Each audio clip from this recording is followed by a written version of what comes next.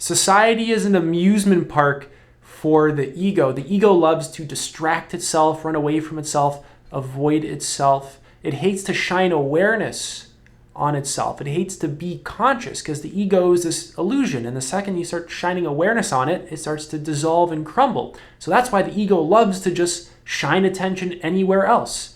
And the reason why I say society is an amusement park for the ego is because it's loaded with distractions. It's loaded with ways to avoid, and it's all disguised as fun. And you need to actually be aware of this if you want to really live a meaningful life, if you actually want to self-transcend, to self-actualize, to actually live an authentic life that really matters to you, to the core of your being. How can you actually live a very meaningful life if you're habitually avoiding yourself, if you're avoiding the present, if you're avoiding the only thing that exists, which is the present, right? How can you actually create a powerful, amazing life, right? Like a powerful mind? How can you actually create a wise human being out of yourself if you're lost in TV, junk food, endless productivity, endless chasing of the next thing and the next thing and the next thing, always lost in this relationship, the next one, the next one, the next one. And there's nothing wrong with any of that stuff. It's just that you lose yourself in this stuff, right? You just use all this crap to just avoid yourself, to not really apply awareness to yourself. And if you really want to be intrinsically motivated, if you really want to reach your full potential, this is going to really require a lot of you shining your awareness on yourself, right? Sitting in meditation, doing things that foster your long-term development as a human being, like spending time in nature, reading hundreds of books, journaling, meditating every single day, getting into your body, applying attention to your sensations and your emotions, doing yoga, exercise, running, maybe like weightlifting, whatever it is, using your body, right? Your body is a magnificent organism, and the second you really start to neglect it, your mind crumbles as well. Like everything crumbles around it as well, right? A lot of your emotions, right? A lot of your sort of fixations, all this kind of stuff gets stored in the body. And if your body is this sort of dead, numb place, it's going to corrupt your entire life, right? So really filling it up with a lot of fruits and vegetables, not giving it a bunch of junk food and all this kind of garbage, right? So if you really want to actually experience a life that just resonates with you, that feels like a great fit with you, can you see how you cannot just lose yourself in this and that and this relationship and this this job, right? And this work and this TV and this new iPhone and this brand new distraction? Can you see how you need time to just like cut out all the noise, cut out every external thing and sit with yourself, right? And just stop running away from yourself. Stop getting into another relationship, right? And there's nothing wrong with relationships. There's nothing wrong with doing, good work, right? That you love. The problem is that it's how you relate to these things, right? Because you can use all of these things to just distract yourself, right? You can use your phone to actually help you, right? And watch great videos and to buy books and to listen to audiobooks, right? You can use your phone to help you, but you probably don't. You probably use your phone to just distract yourself all the time, scrolling, right? Probably use food to escape yourself, right? You probably use food just to entertain yourself, right? To stimulate yourself rather than fueling your body with the best things that it actually needs in order to function at its peak so that your mind can even be clear, so that it's capable of producing states of well-being, right? It's like you use all of these various things to avoid and run and distract, right? And our entire society is built upon avoidance and distraction, right? We have a very unconscious species. Look at our entertainment, right? Entertainment is like the prime example of just avoidance. It's like this just break from reality. And there's nothing wrong with entertainment. I like to play some chess online or, watch a movie like every now and then, right? Like there's a lot of entertainment that's art, right? It's not like it's just this god-awful thing. The problem is that when you don't have these core foundational aspects of your life put in place so that you can be a self-motivated, self-actualizing, self-transcending human, right? And instead, what you have is a bunch of avoidance mechanisms and coping mechanisms and distractions, right? This is a massive problem, right? This is like just going to destroy your entire life, really. Right? You're never going to have a vision for yourself. Your body's always going to be this numb, dysfunctional, unhealthy place. You're not even going to stretch your muscles. Your mind is going to be full of garbage stuff that you've been absorbing from the distractions that you constantly feed yourself, right? And more. So of course, entertainment as well offers just instant gratification. It's like instant, it's this instant pleasure, but it's not even pleasure. Have you ever noticed that? It doesn't even feel good. It actually makes you feel worse, right? It's like, it just doesn't even feel good in the first place relative to raising your consciousness and actually being well. Right? Just constructing states of wellness within yourself in a strategic way, right? Not in an overly strategic way or overly analytical way, but in a conscious way, right? In a way that really begins to question, what do I need for my physical well-being? What do I need for my mental well-being? What do I need for my emotional well-being? What do I need for my spiritual well-being? Right? And actually getting clear about these things, right? Oh, for my emotional well-being, I need like yoga and emotional regulation skills. I need self-awareness. I have to be in my body. I have to be able to rest attention in my body because this is how I'm going to regulate. Oh, I have to breathe deep into my gut rather than into my upper chest. Right? What about my mental health and my mental development? Oh, I have to cut out endless Instagram because it's like making my mind this toxic place. Oh, I have to fill it up with books, right? I got to meditate as well, right? And meditation helps across the board with all this stuff, really.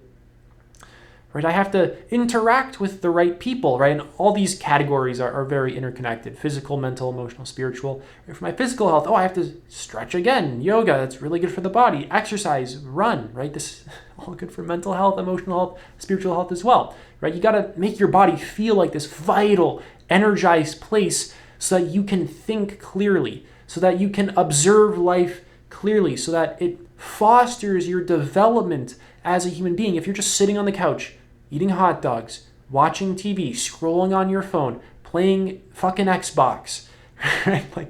Like you're just slowly trapping yourself into this low vibe state, this like sick state, right? And we don't really classify it as sick, but it's sick, right? And just kind of to go off point, in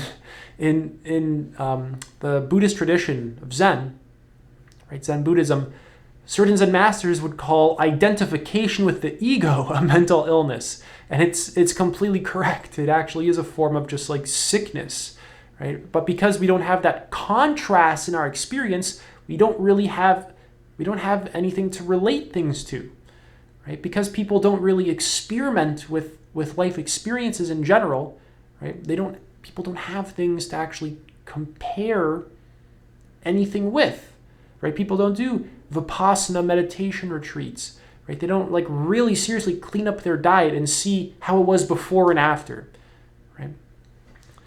You need to actually expose yourself to life too and see what gives you energy and what like enlivens you, what connects you to yourself, and do more of that, and what disconnects you from yourself, what makes you feel numb, rigid, tense, disassociated, and slowly start cutting those things out, because odds are you're actually kind of dependent upon a lot of those kinds of things, right? Junk food habits, porn addiction, scrolling on your phone. A lot of this stuff is held in place due to certain thought patterns, emotional patterns, stuck energy in the body, right? Things like this, inner psychological factors and environmental factors, right? Even our politics is very focused on short-term gains. Like it's like these power struggles that completely lack any understanding of of our actual human existence, right? And a lot of them just lack long-term solutions. And there's a complete ignorance of consciousness within the political systems that we have as a species. So that basically shows where that's at,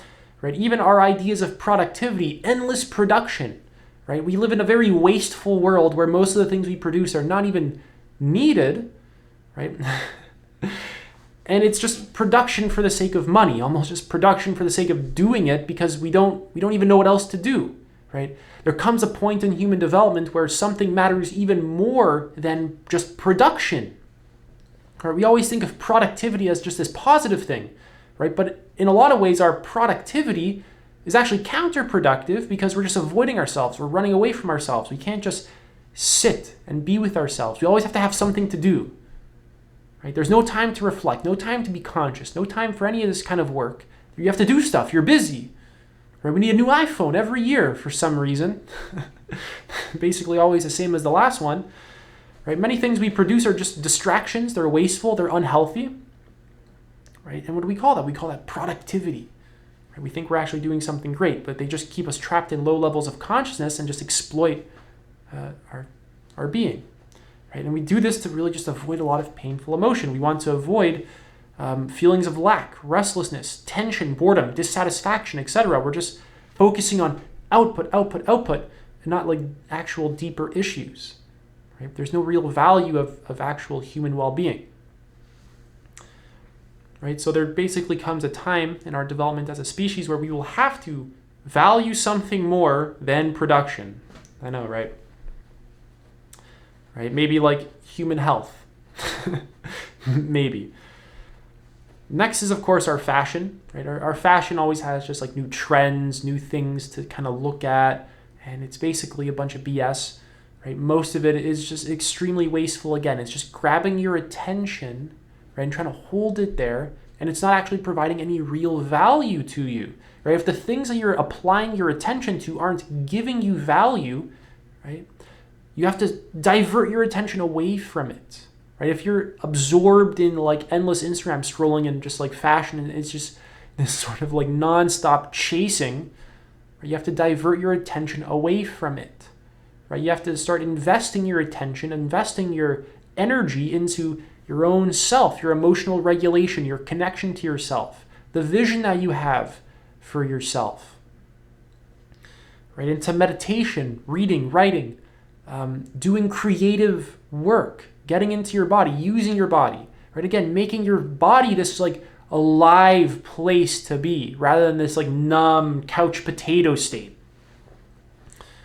Right? So of course our advertising is a massive distraction. I won't even really get into that one too much. Consumerism as well, a lot of our news and media. Right? So each thing that I actually mentioned on this list, whether it's like politics or entertainment or advertising, all this stuff can be done in a conscious way. Right? It's like the thing itself isn't bad. It's our relationship to the thing and how we go about doing the thing. Right? Like meditation can be bad if you're always using it to just like avoid responsibility, right? Which is like not actually what it's for. Right? Meditation is more so there to transcend the ego and to actually connect to yourself and be in the present and stop resisting and fighting and apply awareness, just being conscious of experience. Right? It's not about locking yourself in a room and withdrawing from responsibilities. Most people don't even really use it for that, but of course you get the picture. Right? It's not really about the thing, it's about our relationship to the thing and how we go about doing it. This is generally more important. Right? Not 100% of the time. Sometimes the thing itself is just garbage. Right? So we're behaving as a species in this sort of very short-sighted, very selfish, very self-absorbed way. And it's exploitative as well. It's unconscious. And our species just can't really live like this. Like we actually can't keep going on into the future like this. Like we're going to be too unconscious. We're going to be too stupid. Right? Our species loves to talk about how fantastic it is, how smart it is. Right? But it's BS. Right? It's like this narcissistic interpretation of our species of just how great we are. Right? We're the greatest. Right? It's really not that true. We're very immature as a species. We're not actually yet evolved as a species. We still think that separation is an actual real thing as a species. Right? This isn't even like a very widely accepted thing. Most people don't even live from a place of like really understanding and actually directly experiencing this to be true, right? Which is possible. You can actually directly experience no separation in your experience, right? And realizing just the most fundamental unity of all things within existence. So you have to be aware of how things in your environment are always pulling at your attention. They're just trying to nab your attention, right? And with that, your energy follows it. And if the thing isn't contributing to you, you have to cut it out of your life. Because if it's not contributing to you, it's either neutral, which is, whatever, or it's just kind of sucking away, right? And you really have to apply your conscious attention to your life and actually make these distinctions and determine these things for yourself. That's it for this video. You can apply to work with me one-to-one. I offer one-to-one coaching. You can book a call. Link is in the pinned comment and the description. Take it easy.